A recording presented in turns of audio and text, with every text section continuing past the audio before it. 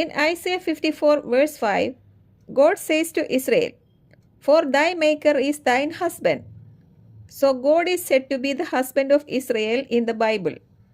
But who were we that time? We were barren, without children. We in the time past were without Christ, being aliens from the commonwealth of Israel and strangers from the covenants of promise, having no hope and without God in the world. But what Paul says here in this verse, "But now we the barren have more children than them who had husband." This verse also tells the barren to shout for joy and cry aloud, who were never in labor. Listen carefully, this verse tells many things. This verse clearly makes us understand that we will not go through the labor pain which is called their tribulation. But Israel have a husband and she will go through labor pain which is their 7-year tribulation which is going to come. In the book of Revelation, Israel is depicted as pregnant and travailing in birth and crying out to be delivered.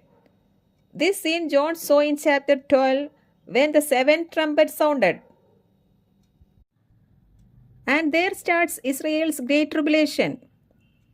So what Paul makes here is, we will not go through Jacob's trouble and we will not have labor pain, and also we are more in number.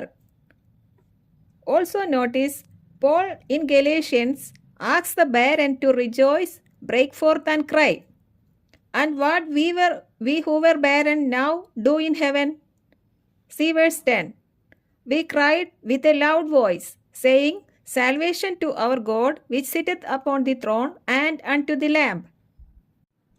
So, we the great multitude who were barren once, now standeth upon the throne of the God, and acknowledging and admitting that our salvation is totally by the grace of God and our salvation is totally subject to God and to the Lamb.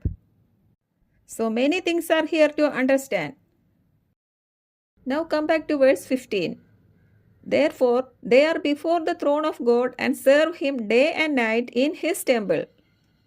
So where do we stand now? Before the throne of God and in His temple which is in heaven. Listen, brethren, God has never made such a promise to Israel. God has never made such a promise to Jews. They were ministers of the temple on the earth, which built in the same manner, in the same pattern as the temple in heaven. But they can also come to this group, but for that they should throw away all their glory as a Jew and then should come to this